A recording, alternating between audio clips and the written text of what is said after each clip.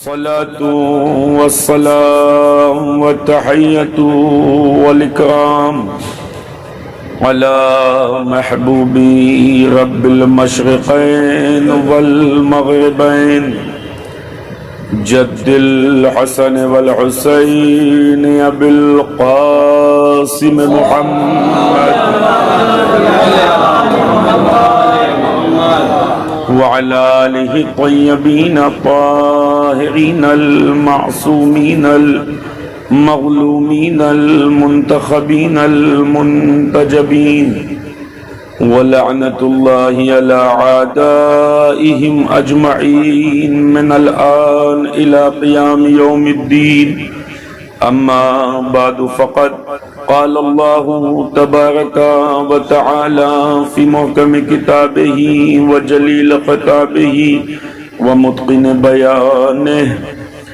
بسم الله الرحمن الرحيم. ربي لا تذر على الأرض من الكافرين ديارا. صلوات پڑھیں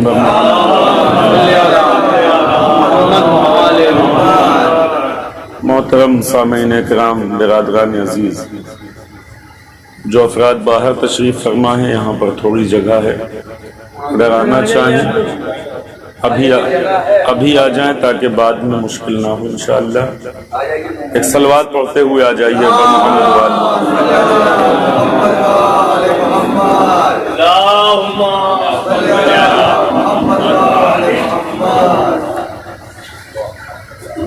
ایک مرتبہ صلوات پڑھیں محمد و آل محمد.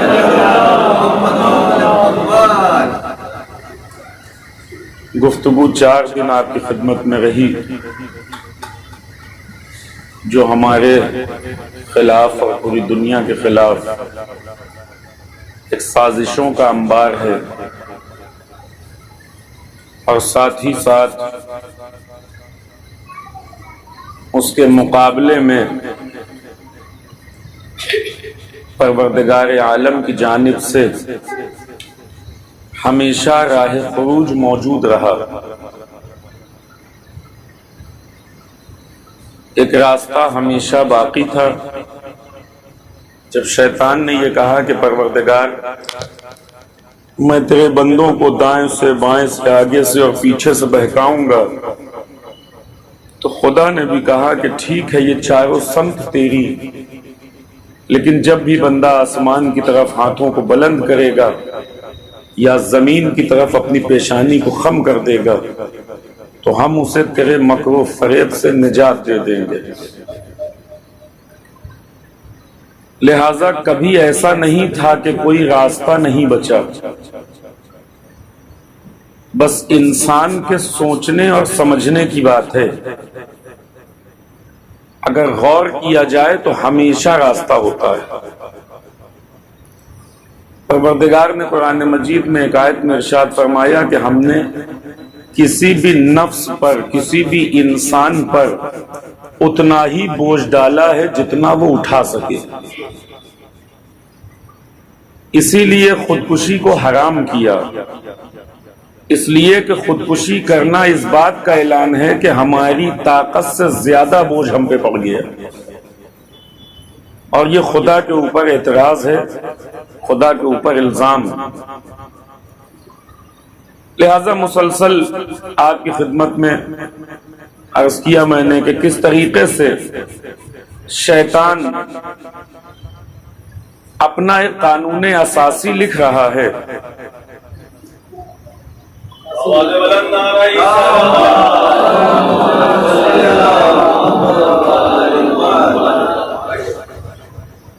ایک مرتبہ اور صلوات پڑھیں.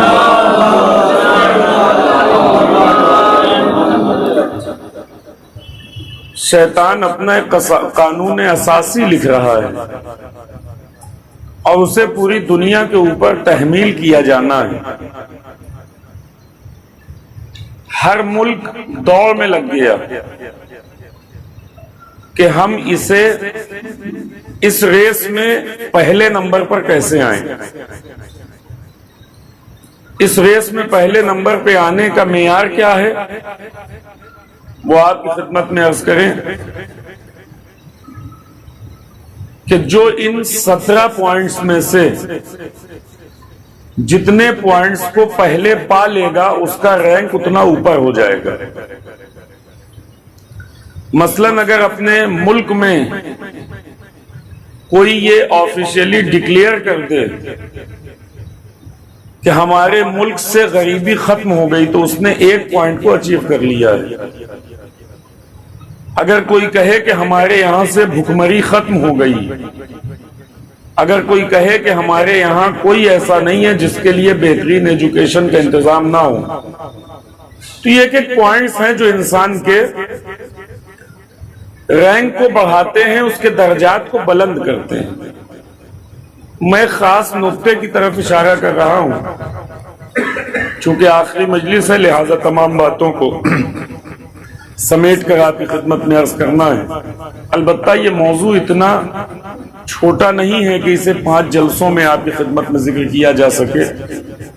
یہ واقعی بہت طویل موضوع ہے کہ جس کے اوپر بڑے بڑے علماء نے گفتگو کی ہے اور آج تک کر رہے ہیں. تو ہر ملک اس کی دوڑ میں لگ گیا. دوڑ کا فائدہ یہ ہوتا ہے کہ جب انسان ریس میں دوڑ رہا ہوتا ہے تو پھر اسے پوائنٹ اچھا ہے یا خراب ہے سوچنے کا موقع نہیں ملتا. اس لیے کہ اگر ہم نے اس میں ٹائم خراب کیا کہ پوائنٹ اچھا ہے کہ خراب، تو ہم دوسروں سے پیچھے رہ جائیں گے.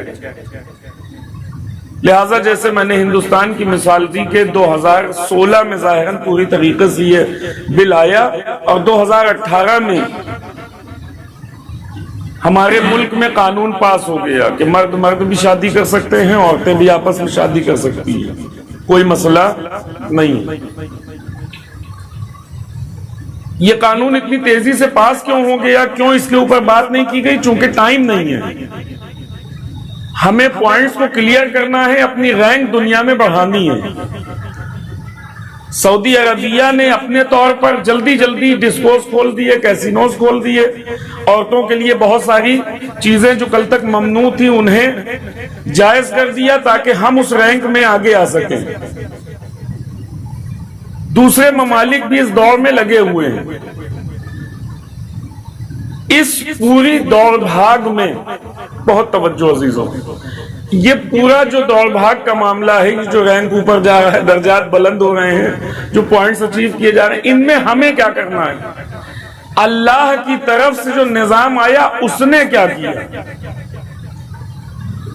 اللہ کی مرضی یہ ہے، میں آسانی کے ساتھ اگر باتوں کو سمیٹ کر عرض کروں تو یوں بنے گا کہ اللہ یہ چاہتا تھا کہ پوری دنیا پر اسلام حاوی ہو جائے. اسلام یعنی قانون الہی، یعنی اللہ کی مرضی، یعنی وہ طریقہ جو بہترین طریقہ تھا، پوری دنیا اس طریقے پر چلنے لگے. شیطان نے اس کے مقابلے میں اپنا ایک قانون رکھا. اللہ چاہتا تھا کہ لوگ اس سے قریب ہوں، شیطان نے کہا نہیں، ہم دور کرنے کا انتظام کریں گے. اللہ نے عبادت کی طرف بلایا تو شیطان نے کہا ہم معصیت کی طرف بلائیں گے. تو یہ دو چیزیں ایک ساتھ چل رہی ہیں. اگر ہم دنیا کے اوپر نظر کریں تو پروردگار کی خواہش زیادہ کامیاب ہے یا شیطان کی؟ توجہ فرمائیں. اگر ہم دنیا پر نظر ڈالیں تو جو اللہ کی خواہش ہے وہ زیادہ کامیاب ہے، یعنی دیندار لوگ، متقی لوگ، پرہیزگار لوگ زیادہ ہیں یا بے دین لوگ زیادہ ہیں؟ معاشرے میں کن کے لیے زیادہ عزت ہے؟ بے دینوں کے لیے یا دیندار کے لیے؟ کون لوگ ہیں جو بڑی بڑی پوسٹوں پر ہیں؟ کون لوگ ہیں کہ جن کے اوپر دنیا کی اکنامک ڈیپینڈ کرتی ہے؟ آیا وہ دیندار لوگ ہیں یا بے دین لوگ ہیں؟ خدا پرست ہیں یا شیطان پرست ہیں؟ کون سے ممالک ہیں کہ جن کے برانڈز پوری دنیا میں حیثیت رکھتے ہیں؟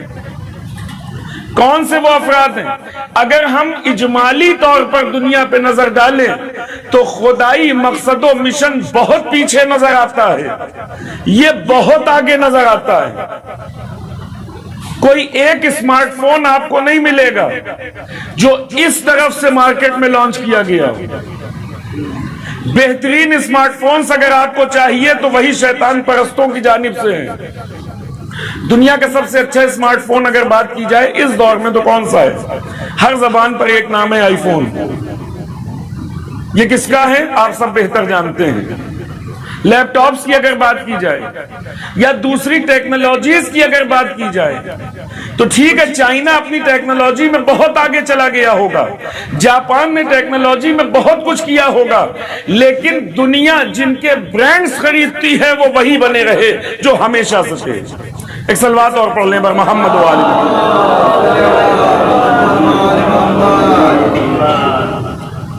ایک اور صلوات پڑھیں بر محمد و آل محمد.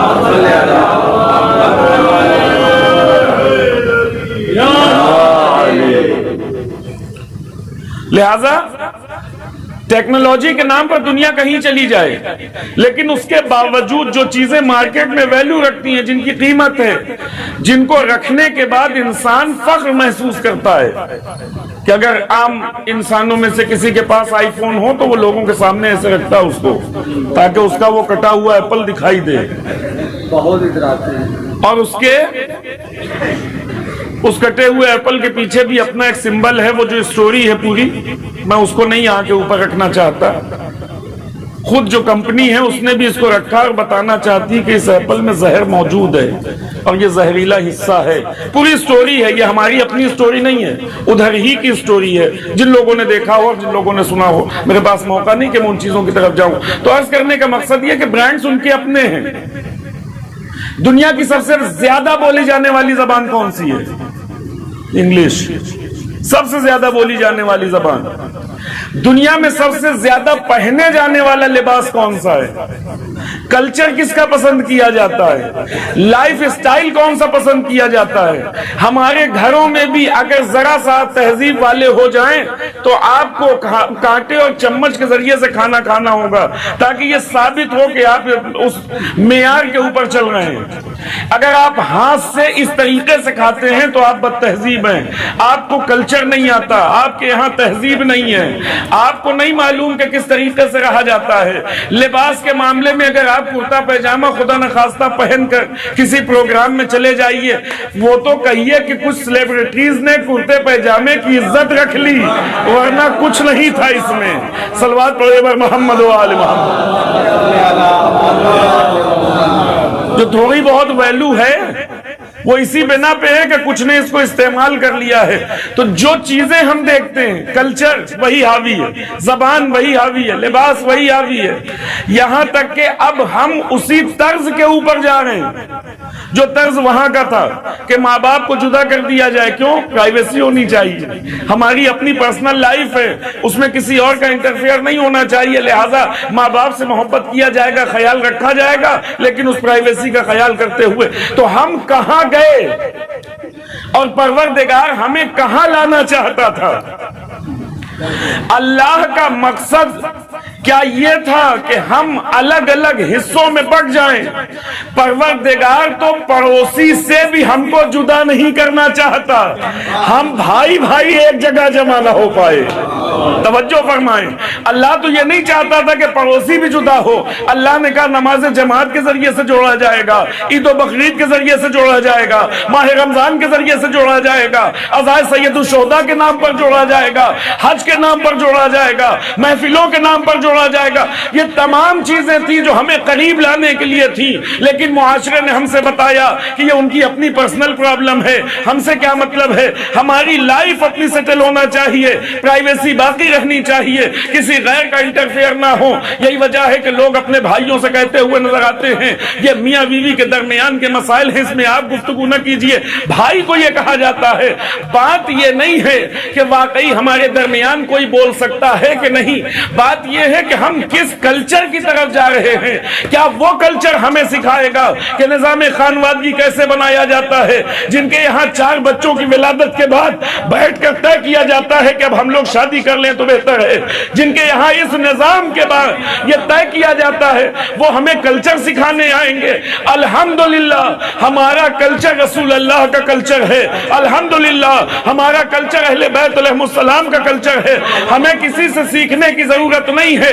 ہم آج بھی جانتے ہیں کہ ہمارے ماں باپ اگر بستر پر لگ جائیں اس کے باوجود گھر میں ہونے والی ہر برکت ان کے وجود سے ہوتی ہے. ہم انہیں آبجیکٹس کی طرح نہیں دیکھتے, ہم انہیں بزنس کی طرح نہیں دیکھتے, ہم انہیں افراد کی طرح نہیں دیکھتے, ہم انہیں اپنے مولا و آقا کی طرح دیکھتے ہیں, ہم انہیں اپنے رب کی طرح دیکھتے ہیں. صلوات پڑھیں بر محمد و آل محمد. کلچر کون سکھا رہا ہے؟ جس کے اپنے کلچر کا کچھ پتہ نہیں وہ ہمیں کلچر سکھانے کی کوشش کر رہے ہیں. تو دنیا میں پروردگار ایک طرف اپنا نظام چاہتا ہے, دوسری طرف شیطان چاہتا ہے کامیاب کون ہے. توجہ, زیادہ کامیاب کون ہے؟ ظاہر ہے کہ شیطان اپنے مقصد میں زیادہ کامیاب ہے. منبر پر بیٹھ کر زبردستی کے دعوے کرنے کا کوئی فائدہ نہیں ہے. فیکٹس موجود ہے, گوگل کر لیجئے, آپ کو پتہ چل جائے گا کتنے لوگ کس کے ماننے والے ہیں.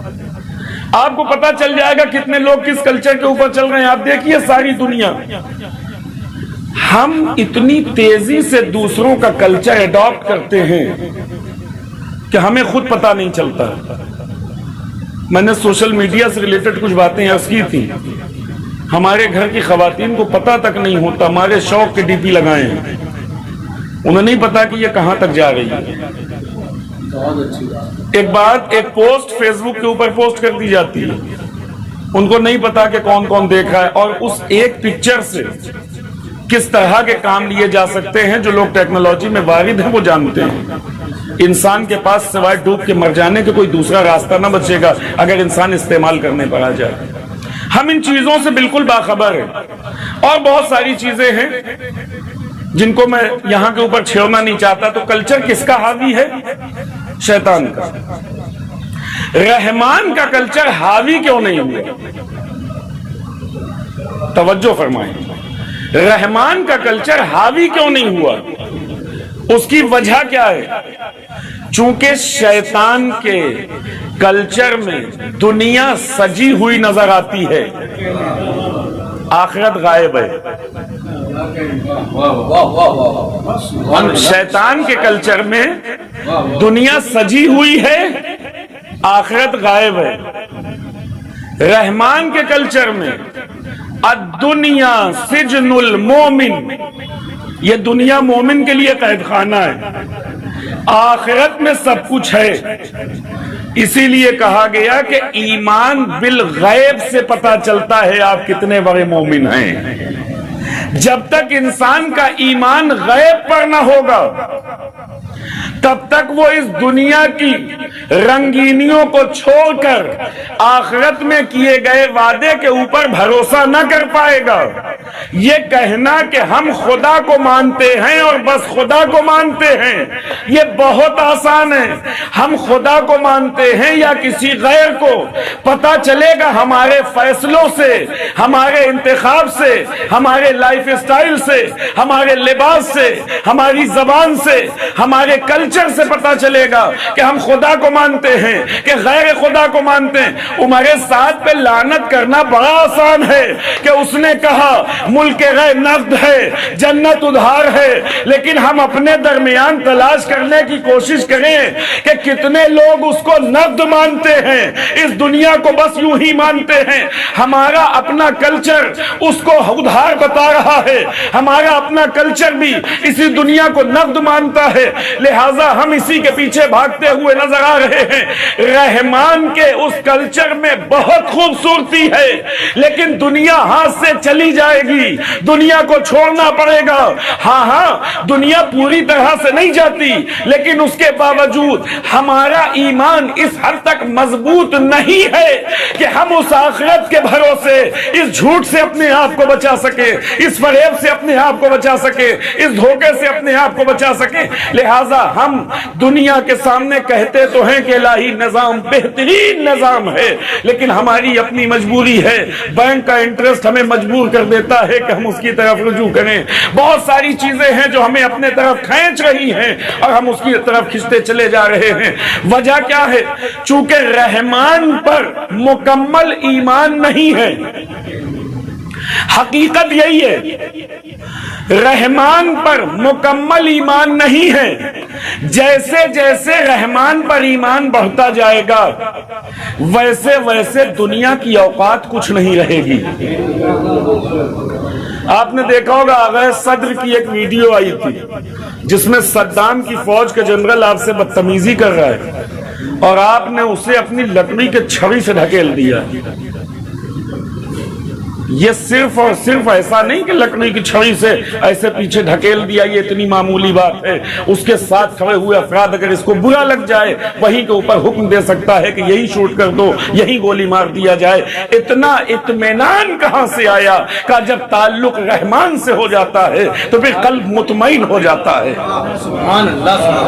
جب رحمان پہ بھروسہ ہو تو پھر قلب مطمئن ہو جاتا ہے۔ کتنا مطمئن ہوتا ہے کہ اب پھر دنیا کی گولی بندوقیں دکھائی نہیں دیتی، دنیا کے خطرے لاحق نہیں ہوتے۔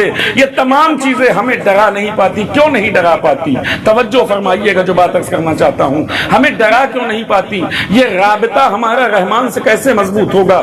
رحمان سے رابطہ مضبوط کرنے کا ایک طریقہ ہے، اہل بیت سے رابطہ مضبوط کر لو۔ اہل بیت سے اگر رابطہ مضبوط ہو گیا تو اس کے بعد پھر دنیا کی کوئی شے ہمیں ڈرا نہ پائے گی۔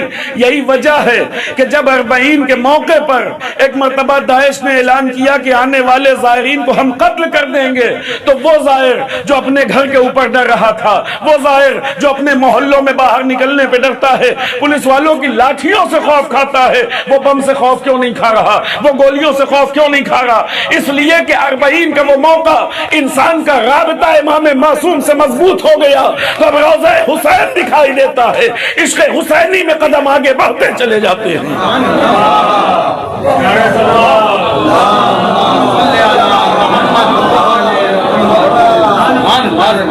عشق میں یہ قدم آگے بڑھتے چلے جاتے۔ ضروری نہیں کہ انسان پوری زندگی رحمان سے اسی طریقے کے رابطے پہ رہے، نہیں، کبھی رابطہ مضبوط ہوتا ہے، کبھی کمزور ہوتا ہے۔ جس وقت مضبوط ہوگا اس وقت کے فیصلے اور ہوں گے، جس وقت کمزور ہو جائے گا اس وقت کے فیصلے اور ہوں گے۔ کبھی مصلحت کا نام ہوگا، کبھی ضرورت کا نام ہوگا، کبھی دوسری چیزوں کا نام ہوگا، لیکن جب یہ رابطہ مضبوط ہو جائے گا تو پھر دین سامنے ہوگا، خدا سامنے ہوگا، اہل بیت سامنے ہوں گے۔ اب اس کے بعد کوئی چیز نہیں رہ جائے گی۔ جو مقصد ہے بیان کرنے کا، اس کو توجہ سے سنیں میرے جوانوں، کہ یہ جو ہمارے سامنے جو دو کلچر نظر آ رہے ہیں، رحمان کا کلچر حاوی نہیں ہوا، شیطان کا کلچر حاوی ہوا۔ کیوں؟ اس لیے کہ شیطان اپنے کلچر کے لیے پیسہ دیتا ہے۔ شیطان اللہ کے رکھے ہوئے ہمارے غریزوں کو پورا کرتا ہے، ہماری شہوت کو پورا کرتا ہے، ہماری خواہشات کو پورا کرتا ہے۔ رحمان ہمیں اپنی شہوت کو پورا کرنے کے لیے بتاتا ہے کہ دیکھو اسلام میں ساری چیزیں موجود ہیں، لیکن تمہارے لیے ہر خاتون آزاد نہیں ہے، تمہارے لیے ہر خاتون حلال نہیں ہے،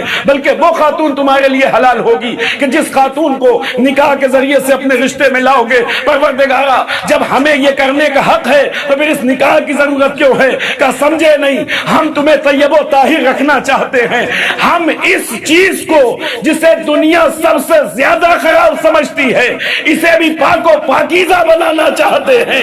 اس نکاح کے ذریعے یہ طیب و طاہر ہوگا۔ پروردگار، فرق کیا ہے کہ جب اس کے ذریعے سے اولاد دنیا میں آئے گی تو فخر سے بتا سکے گی میرے ماں کا نام یہ، میرے باپ کا نام یہ، بتا سکے گی ان کا رشتہ بھی پاک ہے، میرا خون بھی پاک ہے۔ صلوات و محمد و آل محمد، ایک آواز بلند نعرے صلوات۔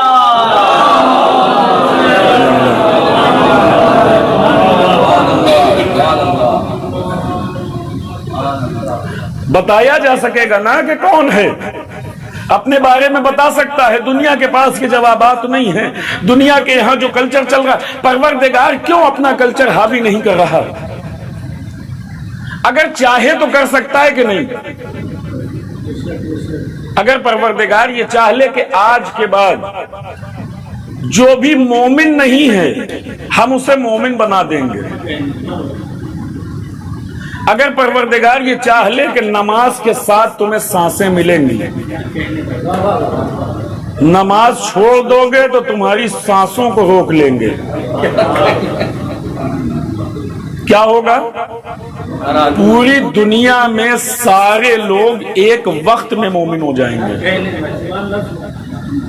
تو بات قدرت کی نہیں ہے، پروردگار یہ کرتا کیوں نہیں ہے؟ ہم نہیں چاہتے کہ ہم تمہیں مجبور کریں، ہم چاہتے ہیں ہمارا عشق تمہیں لے کر آئے، ہم چاہتے ہیں ہمارا عشق لے کر آئے، ہمارا کرم تمہیں ظاہر ہو، ہمارا لطف تمہارے اوپر ظاہر ہو، ہمارے ذریعے سے بھیجی گئی نعمتیں تمہارے اوپر ایسے ظاہر ہوں کہ اس کے بعد تم اپنے آپ کو روک نہ سکو، تمہارا وجود ٹھہر نہ سکے، تم ہماری بارگاہ میں سر اس لیے نہ رکھو کہ ہم زبردستی جھکائیں، بلکہ کہو کہ پروردگارا نہ جنت کی لالچ ہے نہ دوزخ کا خوف ہے، تو اس لائق ہے کہ تیری عبادت کی جائے۔ اس سوائے علی ابن ابی طالب کے کون کہہ سکتا ہے؟ کون کہہ سکتا ہے علی کے علاوہ کہ پروردگارا نہ جنت کی لالچ ہے نہ دوزخ کا خوف ہے، تجھے اہل پاتا ہوں، تو اس لائق ہے کہ تیری عبادت کیا جائے، تو اس کا سزاوار ہے کہ تیری عبادت کیا جائے۔ پروردگارا تیری عبادت کسی لالچ میں کسی خوف میں نہیں ہے، بلکہ تو مستحق عبادت ہے، میری روح تیری طرف جھکی جاتی ہے، میرا جسم تیری طرف جھکا جاتا ہے، کیوں؟ تو لائق عبادت ہے۔ پروردگار عالم کی عبادت اس لیے نہ ہو کہ اس نے مجبور کیا، تو اگر اللہ چاہے تو اپنا نظام حاوی کر دے، لیکن وہ چاہتا ہے کہ ہم تمہیں بتائیں گے، مجبور نہ کریں گے۔ انبیاء کو کیوں بھیج رہا ہے؟ تاکہ وہ تمہیں بتائیں کہ خدا کیا چاہتا ہے۔ ائمہ کو کیوں رکھا؟ تاکہ وہ تمہیں بتائیں کہ خدا کیا چاہتا ہے۔ یا کیا یہ تمہیں مجبور کریں گے؟ کہا نہیں، مجبور نہ کریں گے، یہ بتائیں گے کہ ہماری طرف آ جاؤ، لیکن تم کو مجبور نہ کیا جائے گا۔ یہ جنہیں بھیجا جا رہا ہے یہ کون افراد ہیں؟ یہ ہمیں بتانے والے ہوتے کون ہیں؟ کہا یہ بہترین افراد ہوں گے۔ ہر نبی جو اس قوم میں آئے گا اپنے وقت کا بہترین ہوگا، اس سے بہتر کوئی انسان نہ ہوگا۔ اہل بیت علیہ السلام کون ہیں؟ کہا یہ شروع ہوئی جب سے دنیا، تب سے لے کر جب تک دنیا رہے گی تب تک دنیا کے تمام انسانوں میں سب سے بہتر ذات ہے۔ جب تک دنیا ہے تب تک سب سے بہتر ذات کس کی؟ اہل بیت علیہ السلام کی۔ امیر المومنین نے ایک جملہ فرمایا ہے خطبۃ البیان میں، فرماتے ہیں انا الاول و انا الاخر، میں ہی پہلا ہوں میں ہی آخر ہوں۔ لوگوں نے کہا یہ تو خدا کی صفت ہے، یہ تو خدا کی صفت ہے، خدا ہی پہلا ہے، خدا ہی آخر ہے، یہ تو خدا کی صفت ہے۔ ہم نے کہا یہی تو فرق ہے ہم میں اور تم میں۔ جب تم صفات علی کو دیکھنا شروع کرتے ہو تمہیں سوائے خدا کے کچھ سمجھ میں نہیں آتا، لیکن جب ہم صفات علی کو دیکھتے ہیں تو علی بلند سے بلند تر نظر آتے ہیں، لیکن خدا نہیں دکھائی دیتے۔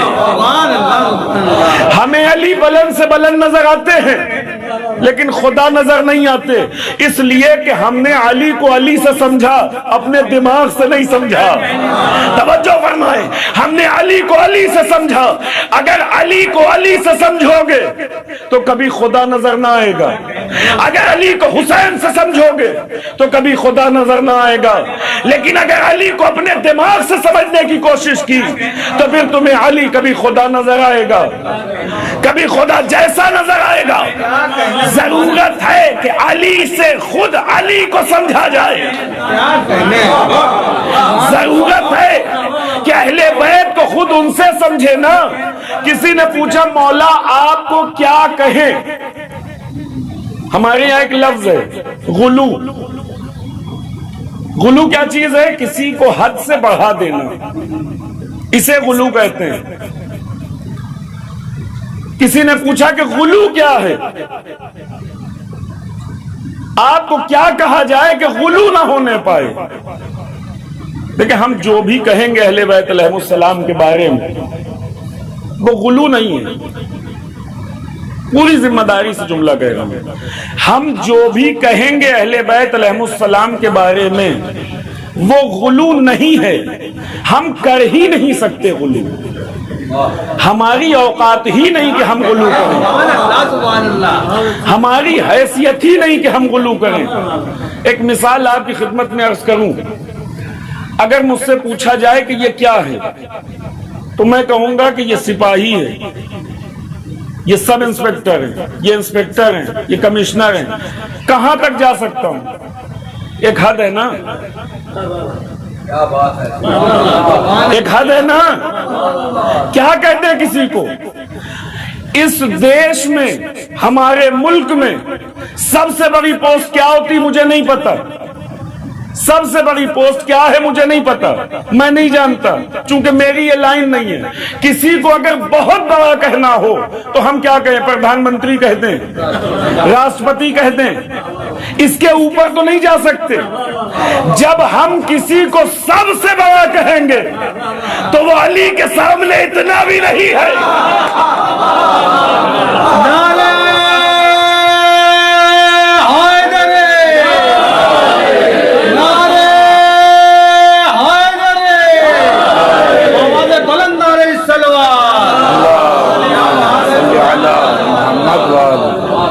فضائل علی علیہ السلام کا مطلب لفاظی نہیں ہوتا سرکار، آئیے خود علی کو علی سے سمجھے تو ہم جتنا بڑھائیں گے وہی تو کہیں گے جنہیں ہم جانتے ہیں، لہٰذا جب بہت بڑھیں گے تو کہیں گے یہ شاہ ہیں، اور بڑھیں گے تو کہیں گے بادشاہ ہیں۔ اب ہمارے پاس اس سے بڑی لفظیں نہیں، حقیقت تو یہ ہے کہ بادشاہ ان کے در کے غلاموں کا کام ہے، بادشاہی تو ان کے در کے غلامی کا نام ہے۔ انہیں بادشاہ کہہ دیا تو بہت بڑھایا نہیں، حقیقت میں یہ جو ہیں ہم اس تک پہنچ ہی نہیں سکتے، حقیقت میں یہ جو ہیں ہم اس تک پہنچ ہی نہیں سکتے۔ اور میں پوری ذمہ داری سے کہہ رہا ہوں، ہم نہیں، انبیاء نہیں پہنچ سکتے، انبیاء علی کیا ہیں یہ نہیں جانتے، اس لیے کہ فکر اور سوچ میں اتنا ہی آئے گا جتنا علم عطا کیا گیا۔ فکر اور سوچ میں اتنا آئے گا جتنا علم عطا کیا گیا، اس علم کے اوپر نہیں سوچ سکتے، اس کے اوپر نہیں جا سکتے، چونکہ اوپر نہیں جا سکتے اور پتہ بھی نہیں کہ کہیں کیا تو گھبرا کے خدا کہہ بیٹھے۔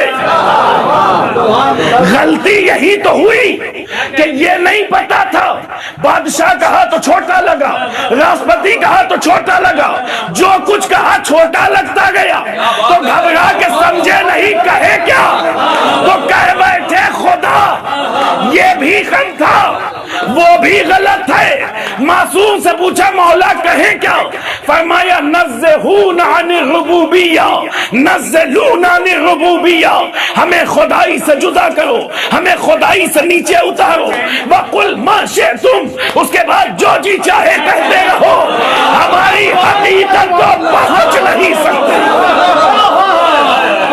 ہماری حقیقت کو نہ پہنچو گے۔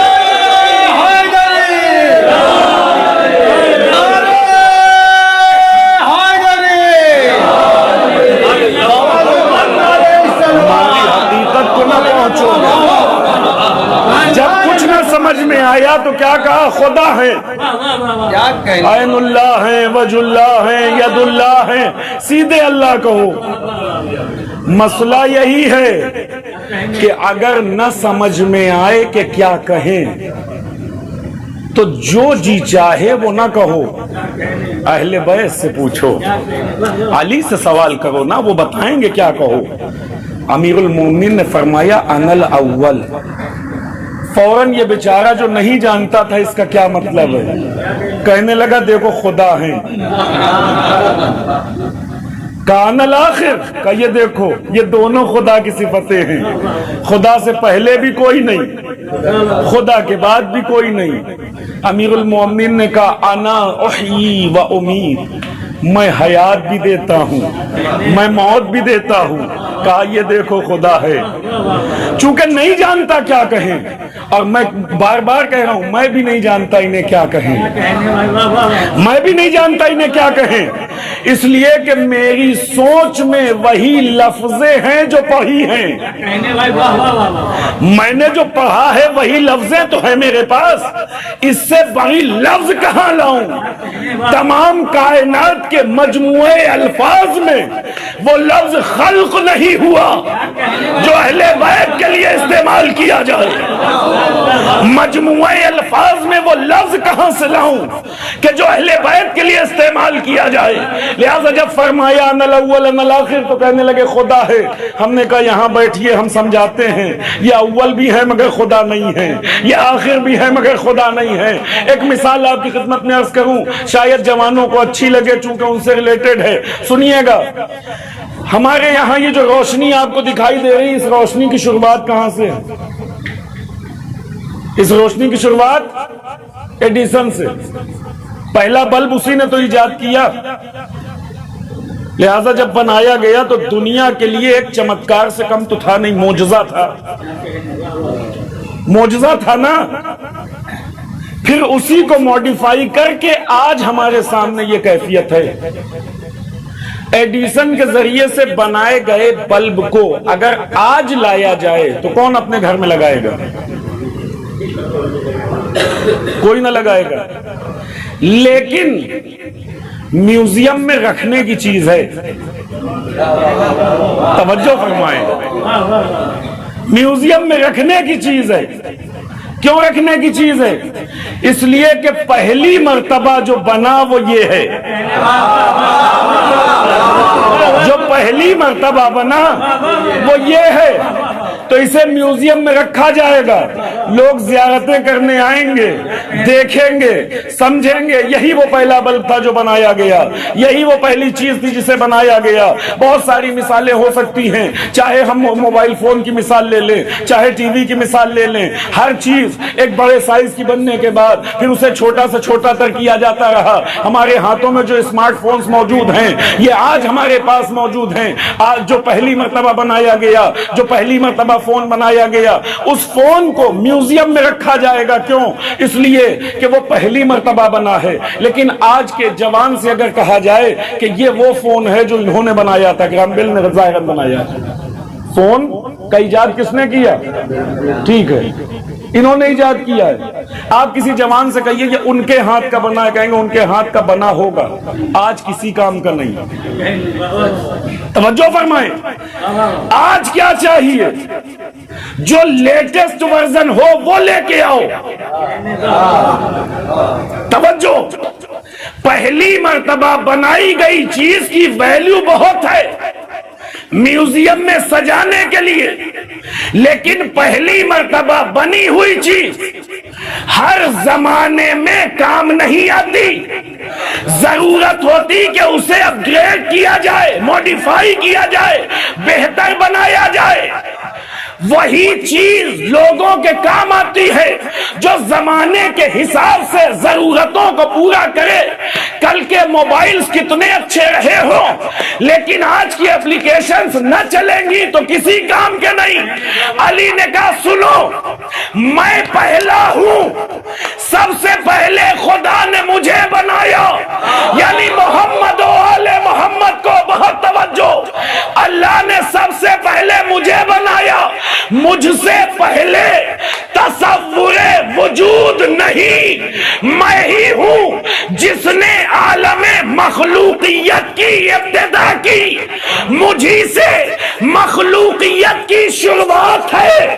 یا علی آپ پہلے ہیں تو بڑی اچھی بات ہے، لیکن کیا کرے، آپ 1000 سال پہلے تو کام آتے، لیکن زمانہ ترقی کر رہا ہے، آج کسی اپ گریڈ ورژن کی ضرورت ہے۔ علی نے کہا سنو، انسانیت کتنی ترقی کر جائے علی سے بہتر نہ پائے گی، کتنی ترقی کر جاؤ، چاہے جتنی ترقی کر جاؤ، لیکن علی سے بہتر انسان نہ بنے گا۔ فرمایا انا الاول، میں ہی مخلوقیت کی ابتدا ہوں، لیکن یہ نہ سمجھنا کہ جیسے ایڈیسن نے بنایا ویسے، یہ نہ سمجھنا جیسے دوسری چیزوں کو ایجاد کیا گیا۔ اللہ نے مجھے پہلی مرتبہ میں اتنا بہتر بنایا کہ نہ انبیاء مقابلہ کر پائے نہ اولیاء مقابلہ کر پائے۔ فرمایا میں ہی پہلا ہوں، اور خدائی خلقت کا آخری نمونہ بھی علی ہے۔ صلوات بر محمد و آل محمد۔ صلی اللہ محمد و آل محمد۔ سبحان اللہ سبحان اللہ۔ لہذا اگر علی کو سمجھنا ہے تو ایسے سمجھو، گھبرا کے خدا نہ کہو، پریشان نہ ہو، خود علی سے پوچھو کیا ہیں تو وہ بتائیں گے ہم کیا ہیں۔ خود اہل بیت علیہم السلام سے پوچھا جائے، یہی پہلے ہیں، یہی آخر ہیں، یہی حیات بھی دیں گے، یہی موت بھی دیں گے، ایک ٹھوکر میں مردے کو جلائیں گے۔ اگر ایک مرتبہ نماز میت کے لیے تکبیر کہہ دیں تو زندہ مر بھی سکتا ہے۔ ان کے ارادے کا نام حیات، ان کے ارادے کا نام موت، یہی تو ہیں، لیکن خدا نہیں ہے۔ کیوں نہیں ہے؟ اس لیے کہ خود فرمایا ہم علی سے بہتر نہیں سمجھتے، ہم علی سے بہتر نہیں جانتے۔ اگر کسی کو لگتا ہو کہ علی اپنے بارے میں خود نہیں جانتے تو میں پھر اس سے کوئی بات بھی نہیں کر سکتا۔ ایک صلوات پڑھیں بر محمد و آل محمد۔ علی نے ہمیں بتایا ہمیں کیا کو، فرمایا نزہون عن الربوبیہ، خدائی سے نیچے رکھو، ہم خدا نہیں ہیں، ہم اس کے بندے ہیں۔ ہمیں دیکھو، ہمارے اختیار کو دیکھو، ہماری قدرت کو دیکھو، اندازہ لگاؤ کہ بننے والے کی قدرت یہ ہے تو بنانے والے کی قدرت کیا ہوگی۔ جب بننے والے کی یہ کیفیت ہے، جب مخلوق کی یہ کیفیت ہے تو پھر خالق کی کیفیت کا کیا اندازہ ہوگا۔ جب انسان کے ایمان میں کمزوری آتی ہے تو پھر وہ اس طرح کی باتیں کرنا شروع کرتا ہے، کبھی مولا عباس کو خدا بنائے دے رہا ہے، کبھی مولا علی کو خدا بنائے دے رہا ہے۔ کسی کو خدا بنا دینے میں کمال نہیں ہے۔ آپ اگر مجھے آیت اللہ خامنائی کہہ دیجئے تو اس سے میری عزت میں اضافہ نہیں ہوگا، یہ میرا مذاق اڑانا ہے۔ خدا کے واسطے مذاق نہ اڑائیے، جو جہاں ہے اسے اس منصب پہ رکھنا کمال ہے۔ سبحان اللہ سبحان اللہ۔ جہاں ہے وہاں رکھیے، یہ اس کا منصب ہے، یہ اس کا مقام ہے۔ اہل بیت کو کیا کہیں یہ میں بھی نہیں جانتا، دنیا میں کسی کو نہیں پتا۔ کیوں؟ اس لیے کہ فقط خدا ہے جو جانتا ہے کہ کیا کہیں۔ تو کبھی طٰہٰ کہتا ہے، کبھی یاسین کہتا ہے، کبھی عبد کہتا ہے، کبھی مخلوق کہتا ہے، وہ خدا بہتر جانے کب کس مقام پہ انہیں کیا کہنا ہے۔ تو جو اس خدا نے کہا وہی کہہ کے ہم پکارتے ہیں، نہ بڑھانے کا حق ہمیں ہے نہ گھٹانے کا حق ہمیں ہے۔ ہم بھی طٰہٰ کہہ کے خطاب کریں گے، ہم بھی یاسین کہہ کے خطاب کریں گے، ہم بھی وہی کہیں گے جو خدا نے کہا ہے۔ اس کے علاوہ نہ ہمیں بڑھانے کا حق نہ گھٹانے کا حق۔ ایک اور صلوات پڑھ لیں بر محمد۔ بس عزیزو، اب اس سے زیادہ آواز میں طاقت نہیں ہے، ورنہ باتیں تو بہت سی ہیں۔ جو امیر المومنین کی بات چھڑ جائے تو پھر رات چھوٹی پڑ جائے گی۔ امیر المومنین کے فضائل اور آپ کے کمالات اس قدر ہیں کہ امیر المومنین نے فرمایا سبحنا وسبح شیعتنا لتسبیحنا، ہم نے تسبیح کی تو ہمارے تسبیح کو سن کر ہمارے شیعوں نے تسبیح کرنا شروع کیا۔ سبحوا شیعتنا فسبحت الملائکۃ لتسبیح شیعتنا، ہمارے شیعوں نے تسبیح کی تو ملائکہ کو تسبیح کا سلیقہ آیا۔ ہم تو اسی میں پریشان ہیں کہ علی جبریل کے استاد کیسے ہیں۔ اگر کوئی اپنے آپ کو علی سے جوڑ لے تو ملائکہ اس کے یہاں زانوئے ادب طے کرتے ہیں۔ ایک اور صلوات پڑھنے پر محمد۔ لہذا یہ وہ ذوات مقدسہ نہیں سمجھے. الناس اعداء ما جہلوا، امیر المومنین نے فرمایا دنیا اس کی دشمن ہو جاتی جس کو نہیں سمجھ پاتی. جو سمجھ میں نہیں آتا پھر اس کی دشمنی شروع ہوتی ہے. لہذا اہل بیت سے دشمنی کا سب سے بڑا راز یہ ہے کہ دنیا انہیں سمجھ ہی نہیں پائی یہ کیا ہیں. ورنہ جو اتنا کریم ہو، جو اتنا رحیم ہو، جو اتنا عطا کرنے والا ہو، جو اس قدر رحم کرنے والا ہو، اس کا کوئی دشمن کیسے ہو جائے گا؟ کیسے کوئی دشمن ہو جائے گا؟ لیکن اگر کربلا ہمارے سامنے ہے تو اس کا مطلب جہالت وجود رکھتی ہے. کربلا اگر ہمارے سامنے ہے تو اس کا مطلب جہالت اپنے شباب کو پہنچ چکی ہے. امام حسین علیہ السلام سے متعلق چند جملے آج کی اس مجلس میں عرض کریں گے. ایک واقعہ عرض کریں آپ کی خدمت میں. امام حسین علیہ السلام نے کربلا کے میدان میں بہت ساری قربانیاں پیش کی ہیں، جس میں اپنے بھی ہیں، رشتہ دار بھی ہیں، بیٹے بھی ہیں، بھتیجے بھانجے سب ہیں. عظیم قربانیاں پیش کی ہیں امام حسین علیہ السلام نے. لیکن ایک موقع آیا جب حسین تنہا رہ گئے، اکیلے بچے حسین. آواز دے رہے تھے حل من ناصر ینصرنا، کیا کوئی ایک ہے جو میری مدد کرے؟ حسین کی اس کیفیت کو محسوس کیجئے گا. آواز دے رہے تھے حل من ناصر ینصرنا، کیا کوئی ایک ہے جو میری نصرت کرے؟ حل من مغیث یغیثنا، کیا کوئی پناہ دینے والا ہے جو ہمیں پناہ دے؟ امام آواز دے رہے تھے، تبھی ایک آواز امام کے کانوں میں آئی، السلام علیک یا غریب. امام نے جملہ سنا، فوراً پلٹ کے کہا وعلیک السلام یا غریب.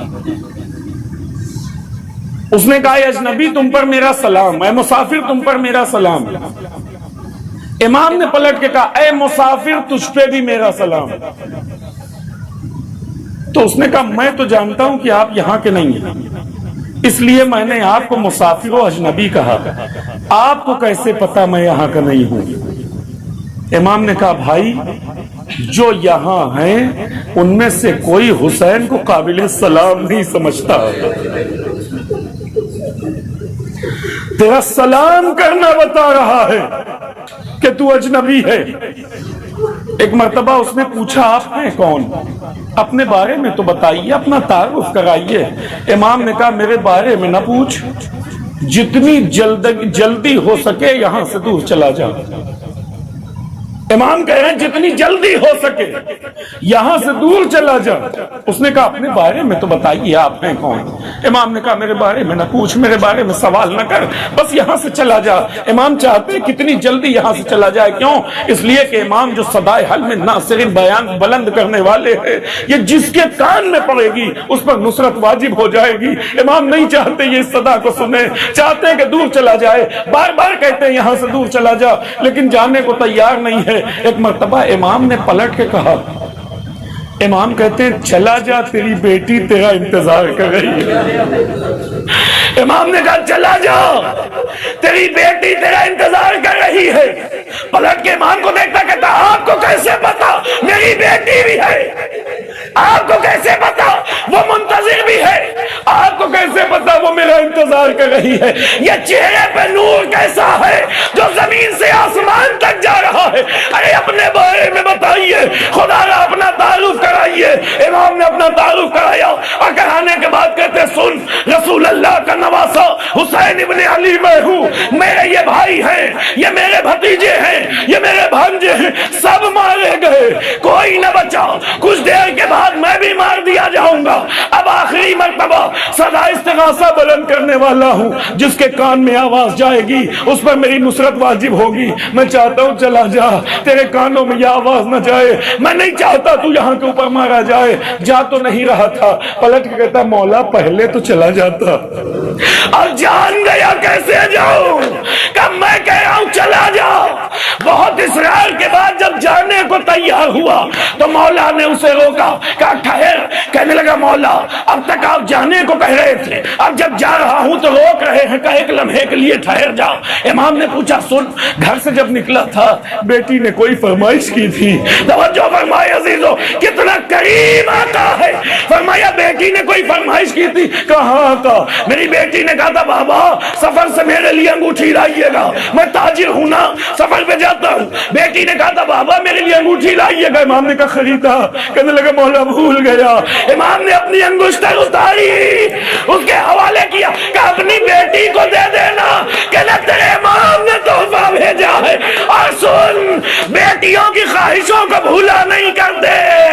ہائے وہ مسافر چلا گیا، امام شہید ہو گئے، لیکن ہاتھوں کو جوڑ کے عرض کرے مولا فقط ایک بیٹی تو انتظار میں نہیں ہے، انتظار تو ایک اور بیٹی کو ہے، میرا اصغر گھٹنیوں چلنا ہوگا، میرا اکبر مجھے لینے آتا ہوگا۔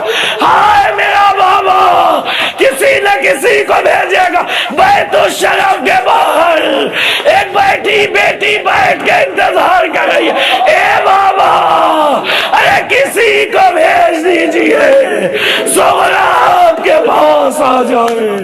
ہائے سغرا تجھے کیا پتا، اکبر مارے گئے، حسین شہید کر دیے۔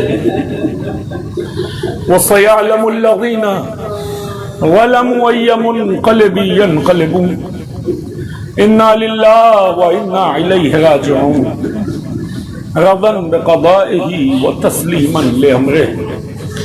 پروردگارہ تجھے واسطہ محمد و آل محمد کا ہماری اس مختصر سی عزا کو قبول فرما۔ پروردگارہ تجھے واسطہ محمد و آل محمد کا ہم سب کے گناہان صغیرہ و کبیرہ کو بخش دے۔ پروردگارہ بانی مجلس کی توفیقات میں اضافہ فرما۔ پروردگار ان کی دنیاوی و اخروی مشکلات حل فرما۔ پروردگارہ تجھے واسطہ محمد و آل محمد کا دنیا میں جو بھی مریض انہیں شفاء کامل و عاجل عنایت فرما، خاص طور سے برادر عزیز بیٹی کو شفاء کاملہ و عاجل عنایت فرما۔ پروردگارہ تجھے واسطہ محمد و آل محمد کا شیعان حیدر کرار دنیا میں جہاں کہیں ہوں ان کی جان مال عزت آبرو کی حفاظت فرما۔ ہمیں توفیق عطا فرما کہ ہم بہتر سے بہتر عزائے سید الشہداء کو برپا کر سکیں۔ پروردگارہ ہمیں اہل بیت علیہ السلام کی معرفت حاصل کرنے کی توفیق عنایت فرما، ان کی سیرت پہ چلنے کی توفیق عنایت فرما۔ دشمنان اسلام دشمنان تشیع دنیا میں جہاں کہیں ہیں اگر قابل ہدایت نہیں ہے تو انہیں نیست و نابود فرما۔ پروردگارہ تجھے واسطہ محمد و آل محمد کا دنیا ظلم و جور سے بھرتی جا رہی ہے، ظلم و جور کے خاتمے کے لیے، عدل و انصاف کے قیام کے لیے فرزند زہرا حضرت حجت کے ظہور میں تعجیل فرما۔ علماء کرام مراجع اعظام کا سایہ ہمارے سروں پہ باقی رکھ، حرم ہائے مقدسہ کی حفاظت فرما، ہم سب کو امام زمانہ کے اعوان و انصار میں شمار فرما۔ ربنا تقبل منا بهذا القلیل انک انت السمیع العلیم برحمتک یا ارحم الراحمین۔